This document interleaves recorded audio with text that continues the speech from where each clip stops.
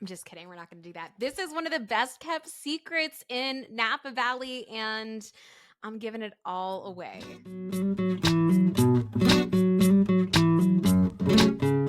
2021 Classified Cabernet Sauvignon coming from Napa Valley. But guess what? There's not much more I'm going to be able to tell you about this wine because this is an NDA wine. Now, if you don't know what that means, stick with me. I'm going to tell you because this is something you're definitely going to want to know about. This is something that I did not know existed until a few years ago, and that is, 4 years into living in Napa Valley.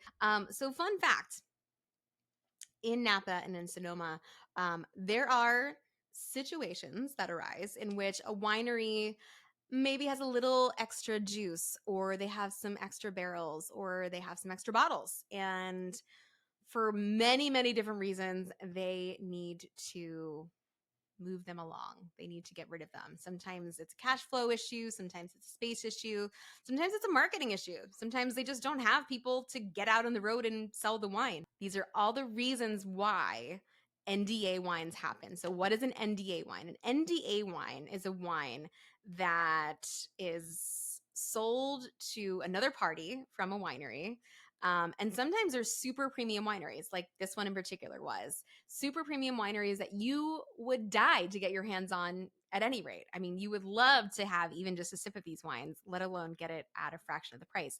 And they often sell these wines for pennies on the dollar to parties who can move them on their behalf or away from their behalf.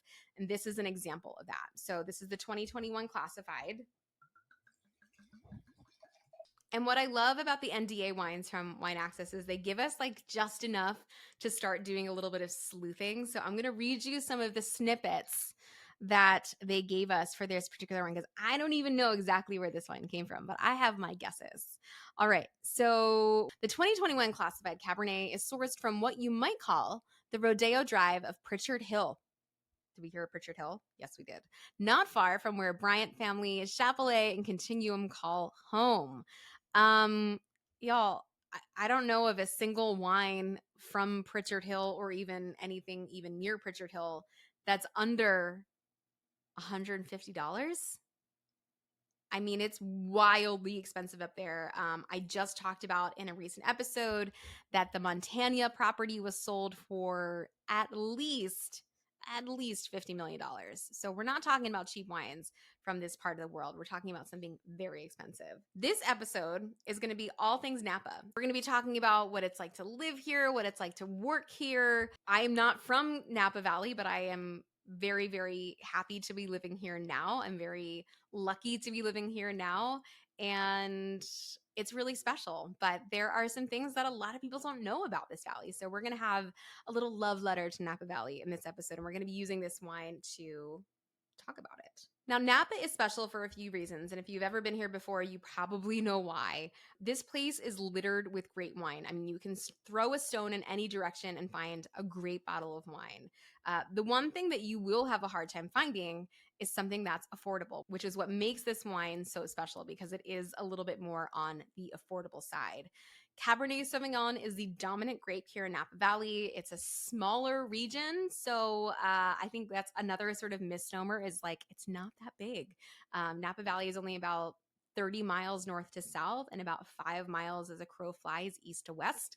We are literally in a valley that's surrounded by two mountain ranges, the Vacas and the Mayacamas on the western side of things and the Vacas on the eastern side of things. And within even that small area, we've got a ton of different microclimates and soil types. So even though a wine could be coming from one place that's right here, next door it can be a completely different geological and terroir weather situation. Cabernet Sauvignon, as I said, is the dominant grape, and that is what's in this glass here. And that is always going to give you a combination of your blue, black, and red fruits, which is exactly what I'm getting on the nose right here. This is a super fruity wine. 2021 was a very uneventful vintage in the best way possible. This was like a breath of literal fresh air in 2021 after coming out of 2020, which was a little bit more chaotic. We had a smaller vintage, so the berries were very concentrated. We were in a drought vintage, which means we didn't get a ton of rain.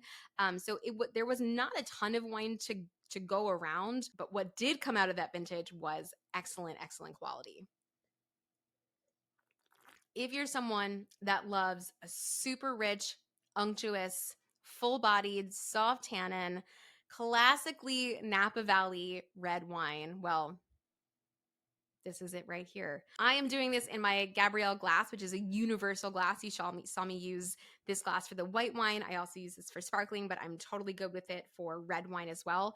If you don't have a Gabrielle glass at home and you've got Bordeaux, that is what it should go in. Cabernet Sauvignon is a Bordeaux varietal. So go ahead and put in your Bordeaux glass, something that's not super wide in the base, like that Burgundy glass that I was using for the Tempranillo or the Zinfandel, something that's a little bit more upright.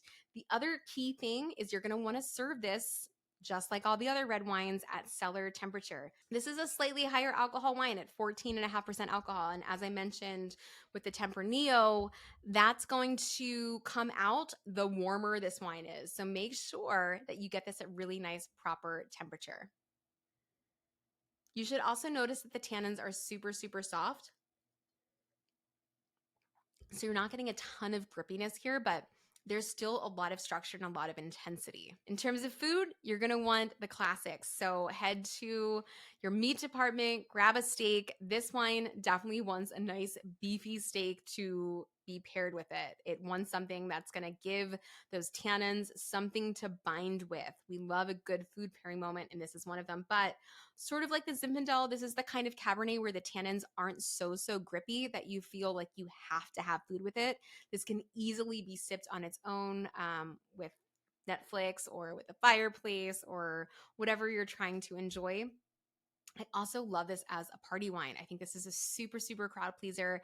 I think for the price of this wine, it's an easy wine to serve to a lot of different people and is actually a wine I think can be aged for several years. So don't be afraid to lay this down for 3 to 5 years to let some of those things soften a little bit and develop. I think it's going to be really beautiful. It's soft and it's delicious and it's everything that we love about Napa Valley. And of course, though we don't know exactly where it's coming from, it sounds like it's got a pretty good pedigree to boot. All right, you guys, I hope to see you for the podcast episode. Don't forget to like and subscribe and leave us a review. We really, really appreciate it. And make sure if you are drinking this wine that you are drinking with us. Cheers. See you on the next one.